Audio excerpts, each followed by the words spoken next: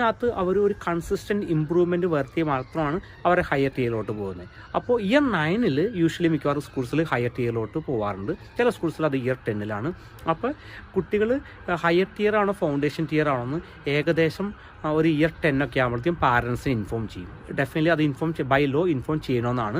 പക്ഷേ പാരൻസ് പലപ്പോഴും ഇവിടെ പാരൻസ് പറ്റുന്ന വേറൊരു കൺഫ്യൂഷൻ എന്ന് പറഞ്ഞാൽ കുട്ടികൾ അവരെ കൺവിൻസ് ചെയ്യും എല്ലാവരും അതേ പഠിക്കുന്നതെന്ന് പറഞ്ഞിട്ട്. പക്ഷേ കുട്ടികൾക്കും ചിലപ്പോൾ ഒരു അജ്ഞത ഉണ്ടാവായിരിക്കാം. കാരണം കുട്ടികളും വിചാരിക്കും ഫൗണ്ടേഷൻ ടിയറാണ് എല്ലാവരും പഠിപ്പിക്കുന്നത്. അപ്പോൾ നമ്മളും പല കുട്ടികളെ നമ്മളിവിടെ ഒരു അസസ്മെൻ്റ് ഒക്കെ നടത്തുമ്പോൾ പറയും, കാരണം ബേസിക് ലെവൽ വളരെ കുറവാണ്. അപ്പോൾ പറയും എല്ലാവരും അതാ പഠിക്കുന്നതെന്ന് പാരൻസിനെ പറഞ്ഞ് കൺവിൻസ് ചെയ്യുക. അപ്പോൾ പാരൻസ് പറയും ഇതാ സംഗതി എന്ന് പറയും. അപ്പോൾ എന്താ സംഭവിക്കുന്നതെന്ന് വെച്ചാൽ കുട്ടികളുടെ ധാരണ എല്ലാ UK എല്ലാ കുട്ടികളും ഫൗണ്ടേഷൻ ടിയറാണ് പഠിക്കുന്നത് അല്ലേ. പലപ്പോഴും പല ഇൻസിഡൻസ് നമുക്ക് ഇങ്ങനെ വന്നിട്ടുണ്ട്. സമയത്ത് ഞങ്ങളുടെ കുട്ടികൾ സെറ്റ് 1 ആണെന്ന് പറയും.